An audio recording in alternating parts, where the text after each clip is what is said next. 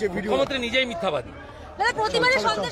8 বছরের পরে সব মহিলাকে বিধবা ভাতা দেবে। হাসপাতালটার কথা মুসলিমরা আমাদের ভোট দেয় না, সেখানে কেন আমাদের লোকরা যাবে কর্মসূচি করতে? সন্দেশখালীর অর্থ বলেছি, যেখানে দেয় যেতে পারে। সন্দেশখালীর ক্ষেত্রে, বসিরহাটের ক্ষেত্রে বলেছি মুসলিমরা আমাদের ভোট দেয় না, হিন্দুরা যেখানে সংখ্যায় কম তাদেরকে ভোট দিতে যেতে দেয় না। হিঙ্গলগঞ্জে করে, হাড়োয়াতে করে, মিনাখাই করে, চাঁদুরিয়া করে, বসিরহাটে করে, এমনকি সন্দেশখালীতেও যেখানে হিন্দু সংখ্যা কম মুসলমানরা ভোটের দিন তাদের ভোট দিতে যেতে দেয় না।